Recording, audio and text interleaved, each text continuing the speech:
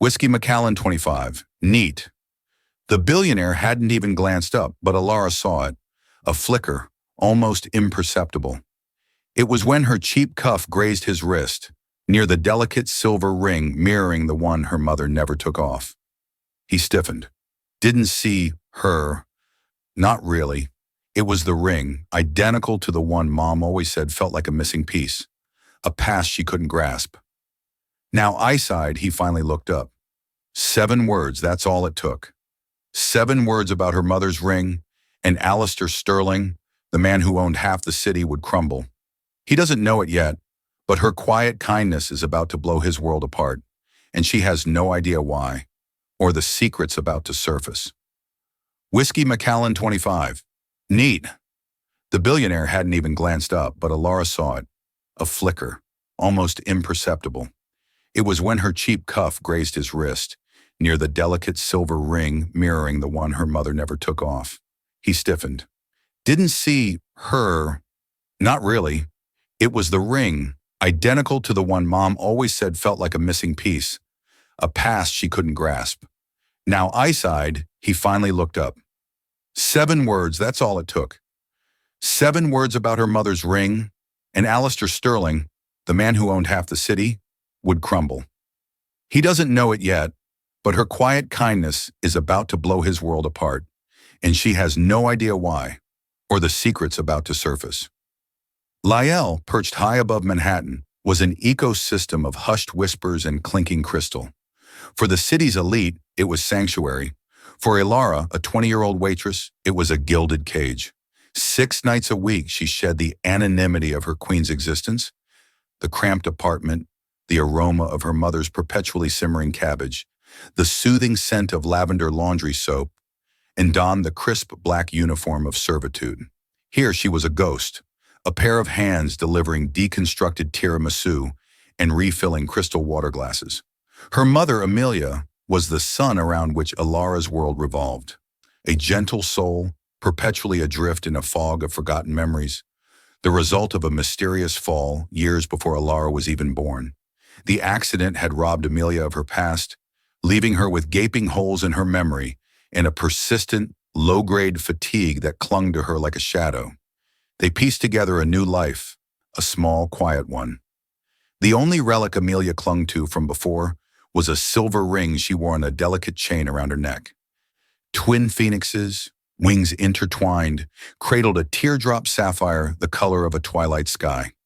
She couldn't remember who gave it to her, but it resonated with a profound sense of belonging, a tangible link to a past swallowed by the void. Alara knew the ring was more than jewelry. It was the single haunting melody of a life erased. Tonight, Table 12 held Alistair Sterling, not merely in the world, but over it. Sterling Industries dominated the globe. Whispers painted him as a modern-day Howard Hughes, a recluse, a genius, and a man haunted by a tragedy that had calcified his heart. He sat alone, a solitary titan overlooking Central Park, his presence radiating an almost palpable aura of power and profound grief. Other servers politely avoided the table, leaving the daunting task to Alara. She approached, forcing a practiced calm that belied the frantic drumming of her heart. "Good evening, sir. May I offer you something to drink?" He didn't look up, his gaze fixed on his phone. Whiskey Macallan 25. Neat. The words were a curt dismissal. Throughout the meal, he was a study in icy indifference. He ate mechanically, drank without pleasure, his eyes never truly focusing. Alara felt invisible, simply a conduit for the overpriced delicacies gracing his table. As she carefully placed the deconstructed tiramisu before him, her hand trembled imperceptibly. The edge of her sleeve brushed against his wrist. He finally looked up. A flicker of irritation crossed his face, but his gaze didn't settle on hers. It snagged on the delicate silver chain at her wrist, a gift from her mother, a miniature replica of the ring. Amelia had commissioned it years ago, a tiny phoenix rising from the ashes, a tangible link to her mysterious past for her daughter, a whispered piece of them to hold dear. The clatter of Sterling's fork against the plate echoed like a gunshot. Every muscle in his body went rigid. The color drained from his face, leaving him ashen. His eyes, piercing and gray, locked onto the tiny ring on her wrist. He wasn't seeing a piece of jewelry. He was staring at a ghost. Silence descended, thick and suffocating. Ilara's training screamed at her to apologize, to retreat into the background. But she was frozen, pinned by the intensity of his gaze. It wasn't anger she saw, but something far deeper, something shattered and raw. His eyes, wide with a desperate disbelief, finally flickered up to meet hers. He scanned her face, her dark wavy hair, the curve of her lips, with a frantic energy, searching for a familiar face in a stranger. Confused and increasingly unnerved, Ilara felt a desperate need to break the oppressive silence. She offered a tentative smile. "It's a beautiful design, isn't it?" Her voice, barely a whisper, felt like an intrusion. She gestured to the miniature phoenix at her wrist, wanting to connect, to humanize herself. The tiny phoenix is catching the light.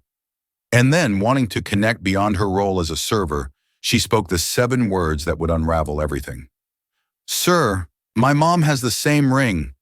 The words hung in the air. For Alistair Sterling, that heartbeat stretched into an eternity.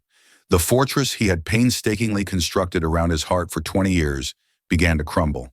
The blood drained from his face and he sucked in a sharp, ragged breath. "What? What did you say?" His voice, a raw rasp, was unrecognizable. "My mother, she has one just like it," Ilara repeated, her confidence faltering beneath his intense scrutiny. "Only bigger. It's her most prized possession." Sterling's hand shot out, not to touch her, but as if to ward off a phantom. His fingers trembled violently. His gaze, no longer fixed on the ring, locked onto Ilara's eyes, a storm of emotion swirling within their depths. Pain, confusion, and a terrifying flicker of impossible hope. Your mother," he stammered. The word was a question, a prayer, a demand. "Her name? What is her name?" Before Ilara could answer, his body betrayed him. Someone must have intervened. Someone must have wanted her to disappear. Meanwhile, Alistair Sterling, galvanized by a hope he hadn't felt in 20 years, had put the full force of his considerable resources into motion. Marcus Thorne, no longer just a lawyer, but a private investigator with an unlimited budget, descended upon the quiet town of Harmony Creek. Harmony Creek Community Hospital was now a modern medical facility, but 20 years ago, it had been a small, underfunded institution. Records from that era were paper filed away in a dusty basement archive. Bribes were not necessary. A significant donation to someone must have intervened. Someone must have wanted her to disappear. Meanwhile, Alistair Sterling, galvanized by a hope he hadn't felt in 20 years, had put the full force of his considerable resources into motion. Marcus Thorne, no longer just a lawyer, but a private investigator with an unlimited budget, descended upon the quiet town of Harmony Creek. Harmony Creek Community Hospital was now a modern medical facility, but 20 years ago, it had been a small, underfunded institution. Records from that era were paper filed away in a dusty basement archive. Bribes were not necessary. A significant donation to the hospital's new pediatric wing opened every door. Marcus and a team of forensic accountants began to piece together the events of that fateful week. They found the admission record for a Jane Doe brought in by a local trucker who found her unconscious by the roadside miles from the Bixby Bridge crash site. She had a severe concussion, multiple fractures, and crucially profound amnesia. She was the only unidentified patient admitted that month. The trail began to heat up when Marcus cross-referenced the hospital staff records with Alistair's personal and financial records from that year. He was looking for a connection, a link, however tenuous. He found one in the most unlikely of places, the hospital's head administrator. At the time, a man named Robert Finch, who had retired to Florida a year after the incident, citing a sudden lottery win. There was no record of Finch winning any lottery, but there was a record of a series of untraceable bearer bonds totaling $2 million being cashed by him. The bonds originated from a shell corporation based in the Cayman Islands, a corporation that after days of relentless digging, Marcus Thorne managed to link to one person, Julian Sterling, Alistair's younger cousin. The name hit Alistair like a physical blow. Julian, always in his shadow, always smiling, always offering his condolences. Julian had been the one to manage the family's affairs in the immediate aftermath of Leanna's death, shielding a grief-stricken Alistair from the grim practicalities. He had been the one to confirm the wreckage, to handle the death certificate, to be the pillar of support. Marcus's team dug deeper, unearthing a pattern of embezzlement and fraud. Julian had been running inside Sterling Industries for years, siphoning off funds Alistair had been too grief-stricken to notice. Leanna, who had a keen eye for finances and had always been suspicious of Julian's psychopathic nature, had just begun an informal audit of the family accounts in the weeks before her accident. She had told Alistair she thought something was wrong, that millions were unaccounted for. Alistair, busy with a hostile takeover bid, had told her they would look at it together when he got back. He never got the chance. The horrifying picture began to crystallize. Julian knew Leanna was close to exposing him. The car crash was a godsend. But what if it wasn't enough? What if she survived a call to the hospital, a confirmation that an unidentified woman from a crash had been admitted? It would have been a simple matter for Julian to drive up to Harmony Creek. He would have found Leanna alive, but with her memory wiped clean. It was a golden opportunity not to kill her, which would be too risky, but to make her disappear forever. A briefcase full of money for a corrupt administrator like Finch. Records would be buried. Leanna Sterling, the beloved wife, would be declared dead, lost to the sea. Jane Doe, the amnesiac, would be left to drift away into a new anonymous life, a ghost with no past. Julian's secret would be safe, and he would be free to continue plundering the family fortune. The architect of Alistair's 20-year-long agony was not fate or the ocean or a tragic accident. It was his own blood, his own cousin who had been patting him on the back at family gatherings for 2 decades. While Marcus was uncovering this web of deceit, was preparing for the reunion, she coached her mother gently. An old friend is going to stop by, Mom. A friend from before your fall. He thinks he might have known you. Please, just be calm. It might be nothing. Amelia was anxious but intrigued. The idea of someone from her forgotten life was both terrifying and tantalizing. She agreed, clutching the phoenix ring on its chain like a talisman. Alistair arrived that evening, not in a town car, but in a simple taxi that he dismissed a block away. He wore a simple sweater and slacks, looking less like a billionaire and more like a nervous man on a first date. He carried a small bouquet of white friars. Alara met him at the door. Her favorite flower, he said, his voice thick with emotion.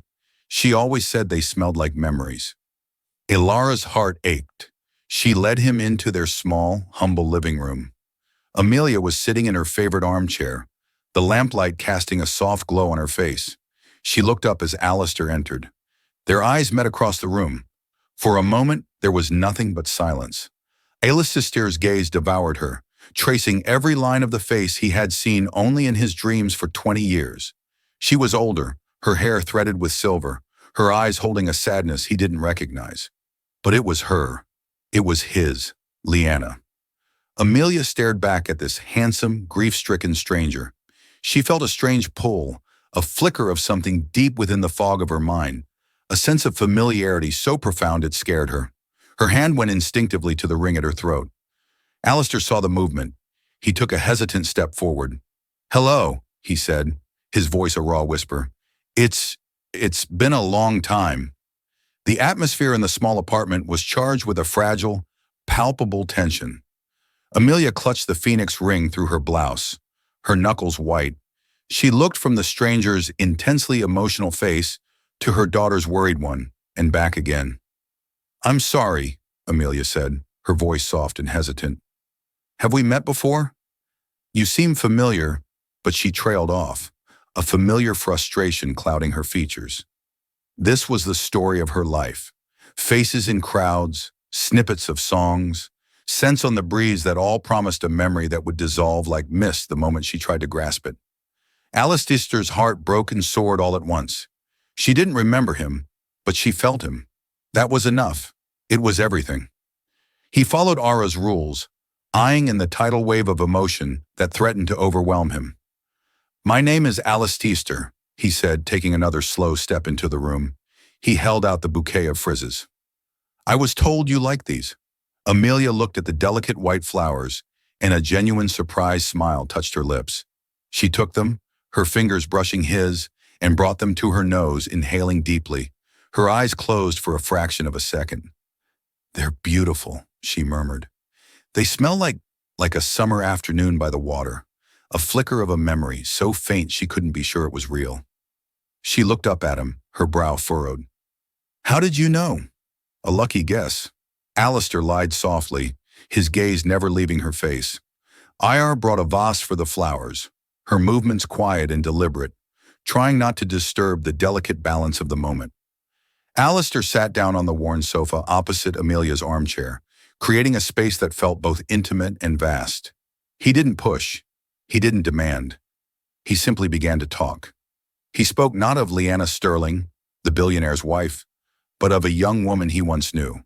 He told stories of her stubborn spirit, her terrible singing voice that she insisted on sharing her love for old black and white movies, and the way she would laugh until she cried at the stupidest jokes. He talked about a trip to Italy, a disastrous attempt at making pasta from scratch that ended with flour covering every surface of the kitchen.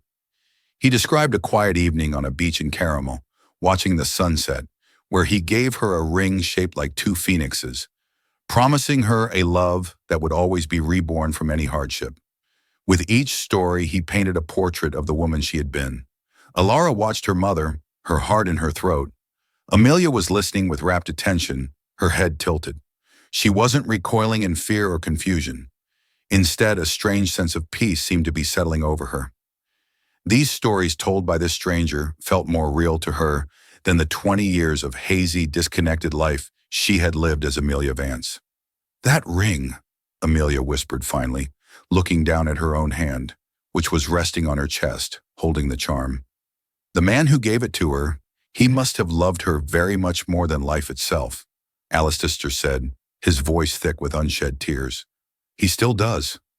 Suddenly, Amelia's eyes widened slightly. She was looking past Alistair at a small frame photo on the mantelpiece, a picture of a 5-year-old Ara on her first day of school. "You have a daughter?" Alistair said, following her gaze. "She's wonderful.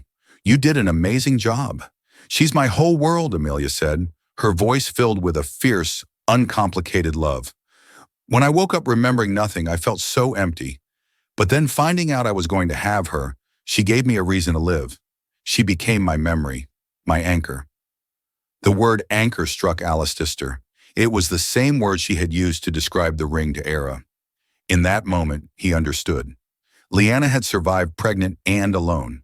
She had given birth to their daughter and raised her in this tiny apartment, pouring all the love from her forgotten life into the one precious thing she had left. As this emotional reunion was unfolding in Queens, a different kind of confrontation was taking place across town. Marcus Thorne, armed with a mountain of irrefutable evidence bank statements, sworn affidavit, and the confession of the retired hospital administrator, had arranged a board meeting at Sterling Industries. The official reason was a quarterly review. The real reason was sitting at the head of the table, a surprise attendee, Alistair Sterling, connected via a secure video link. His face a grim mask of cold fury. Julian Sterling walked in, smiling and confident, ready to present his doctored financial reports. He froze when he saw Alistair's face on the screen. "Alistair, what a surprise. We thought you were still recovering," Julian said, his voice a little too loud, his smile a little too wide. "I've recovered enough, Julian." Alistair's voice boomed from the speakers, devoid of any warmth. "Enough to finally look at the books, the ones Leanna wanted me to see 20 years ago." The color drained from Julian's face. Marcus Thorne stood up and began to speak, his voice calm and methodical as he laid out the entire conspiracy. He spoke of the embezzled funds, the Shell Corporation, the bearer bonds, and then he delivered the final, devastating blow. "We have also uncovered a payment of $2 million to Robert Finch, former administrator of Harmony Creek Hospital, made the same week that a Jane Doe survivor of a car crash was admitted. A Jane Doe who, it turns out, was Leanna Sterling. You didn't just steal from this company, Mr. Sterling. You stole Alistair's wife. You stole a mother from her child. You buried a living woman under a mountain of lies. The boardroom was silent, save for Julian's ragged, panicked breathing. His carefully constructed world had just been demolished. There was nowhere to run, nowhere to hide. Security guards entered the room, their expressions grim. Julian Sterling, the architect of 2 decades of pain, was finished. Back in the small Queen's apartment, the story of Liana hung in the air, a beautiful, tragic ghost. Amelia Liana was quiet, her mind a whirlwind, trying to connect the powerful feelings the stories evoked with the blank slate of her own history. The pieces weren't clicking into place like a key in a lock. It was more like the slow, painful return of warmth to a frozen limb, a tingling, uncertain, and deeply emotional reawakening. A Leicester knew he couldn't force it. The fragile hope in the room was a butterfly's wing. The slightest wrong move could tear it. With a heart that was both fuller and more terrified than it had been in 20 years, he stood up to leave. "I've taken up enough of your time," he said, his voice a raw whisper of emotion. "Thank you for listening to an old man's stories." He turned toward the door, a maneuver that felt like the heaviest physical act of his life. Leaving her again, even for a night, felt like a betrayal. As his hand touched the doorknob, Amelia spoke, her voice small but clear, cutting through the silence. "The song?" Alistair froze his back to her, every muscle tensed. "What song?" he asked, not daring to turn, not daring to hope too much. "The one he would hum when she couldn't sleep," Amelia said, her eyes distant, looking at a space in the air only she could see. "It was a lullaby from his mother. I sing it to Ara sometimes. I never knew where it came from. It was just there inside me." Slowly she began to hum. It was a simple, haunting melody, slightly off-key, but filled with an ancient tenderness. For Alistair Sterling, the world dissolved. The peeling paint of the apartment, the distant wail of a city siren, the very air in his lungs. It all vanished. All that existed was that sound. It was the melody his own mother had hummed to him as he fought off childhood nightmares. It was the tune he had whispered into Liana's ear on their honeymoon, a secret language of comfort passed from one generation to the next. No one else in the world knew it. He turned around slowly, his face a canvas of pure, unadulterated astonishment. This was not a story he had told. This was not a memory he had shared. This was proof. This was her soul speaking, bypassing the broken pathways of her mind. Tears he had thought long dried up, streamed freely down his face as he crossed the room in 2 strides and knelt before her chair. The gesture was instinctual, an act of reverence, of surrender. He didn't touch her. He just looked at her, his heart overflowing with a mix of agony for the years lost and ecstatic joy for this single perfect moment. "Liana," he whispered her name for the first time, not as a question, but as a statement, a prayer that had finally impossibly been answered. The name settled over her, not as a shock, but as a comfort. It felt right, like a favorite coat she had forgotten she owned. It felt like coming home. She reached out her hand, trembling, and gently, tentatively, touched his tear-streaked cheek. His skin was warm, real. In that touch, in that shared melody, 20 years of separation dissolved into nothing. Her factual memory was not restored. The doctors would later say the trauma had damaged those neural connections permanently, but her heart remembered. The profound emotional truth of their love had finally broken through the fog. Era watched them, tears of her own streaming down her face. She was no longer just the daughter of Amelia Vance, the quiet woman with a mysterious past. She was the daughter of Liana and Alistair Sterling, the living, breathing embodiment of a love that had refused to die. The days that followed were a chaotic whirlwind. The news of Julian Sterling's spectacular arrest for fraud, embezzlement, and kidnapping by deception, coupled with the miraculous reappearance of his supposedly dead wife, became the biggest story in the world. Paparazzi, like vultures, sensing a feast descended upon their humble Queen's apartment building. The flashes from their cameras were a constant strobing assault against the thin curtains. Their shouted questions a violation of the quiet, anonymous life they had always known. Alistair shielded them from it all. He arrived not with a fleet of flashy cars, but with a discreet security team that cleared a path through the media circus with quiet, intimidating efficiency.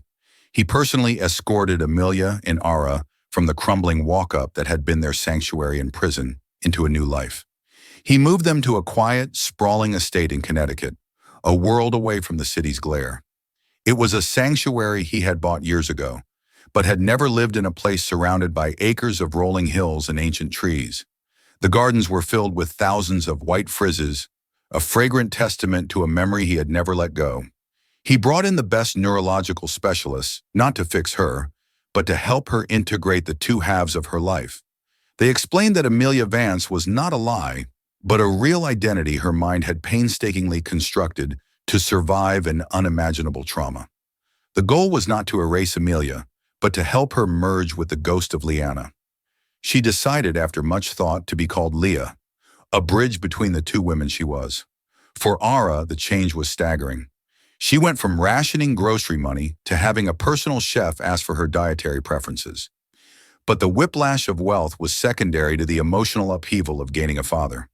This powerful, intense man was suddenly focused on her with an attentiveness that was both wonderful and overwhelming. He wanted to know everything: her favorite books, her worst fears, her secret dream of being a writer. One evening, he found her curled up in a window seat in the vast library, scribbling in a worn notebook. She tried to hide it, embarrassed. He gently asked if he could read it. Trembling, she handed it over. He sat for an hour reading her prose, his expression unreadable. Finally, he looked up, his eyes glistening. "You have your mother's soul," he said, his voice thick with emotion, "and a talent that is all your own. This is remarkable, Ara." It was the first time in her life that someone outside of her mother had seen her, truly seen her, and the validation was a balm to a part of her heart she didn't even know was wounded. Slowly, cautiously, they began to build a new family. They had quiet dinners, not in a cavernous dining hall, but in a cozy breakfast nook overlooking the gardens. Alistair, a man who had taken his meals alone for 20 years, now found himself laughing until his sides hurt at Alara's wry observations about their new life. Leah, no longer haunted by a past she couldn't grasp, blossomed. The haze in her eyes was replaced by a clear, bright serenity. She and Alistair would walk in the gardens for hours, not always talking, but simply relearning each other's presence, their hands clasped together.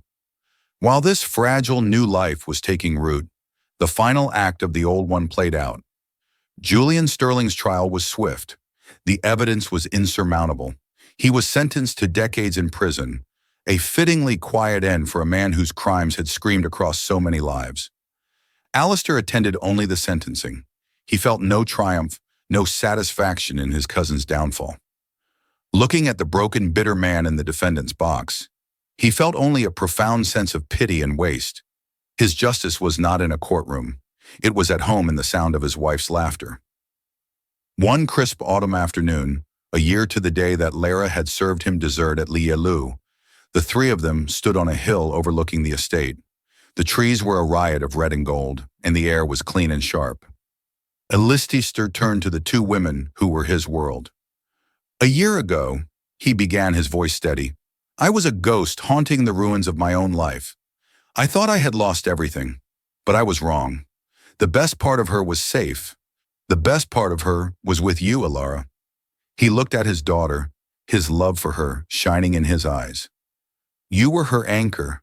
You kept her soul safe until I could find my way back." He then turned to Leah, taking her hands in his. "And you, my love, you survived the unsurvivable. You built a life from nothing. You are the strongest person I have ever known." He reached into his pocket and pulled out a small velvet box. Inside wasn't a new piece of extravagant jewelry, but the original Phoenix ring, which Leah had given him to be professionally cleaned and repaired. He slid it from its chain, and for the second time in his life, placed it on her fourth finger. It fit perfectly. "For my wife," he said, "for Leanna and for Amelia, and for the amazing woman who is both." He then handed a small leather-bound book to Ara. It was her own collection of stories, the ones from her notebook, which he had had privately printed and bound. The title on the cover read, "The Phoenix's Daughter." Leah smiled, her eyes crinkling at the corners. She squeezed her daughter's hand and her husband's. "We found our way back to each other because of you, my love," she said to Ara.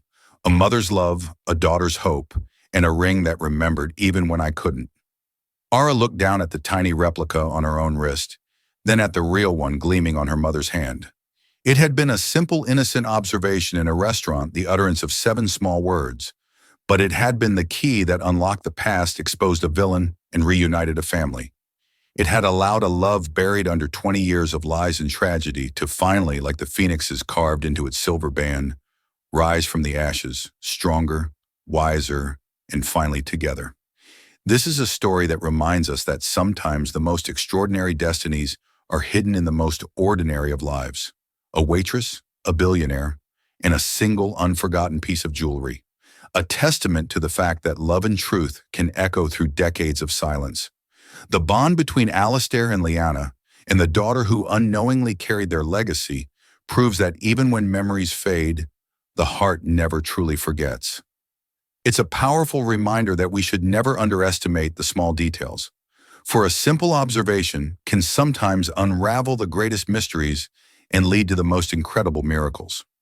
If this story of love, loss, and reunion against all odds touched your heart, please show your support by hitting that like button and sharing it with someone who appreciates a story of hope. And don't forget to subscribe to our channel for more real-life dramas that will move you, inspire you, and restore your faith in the unbreakable bonds of family. Click the notification bell so you never miss a single incredible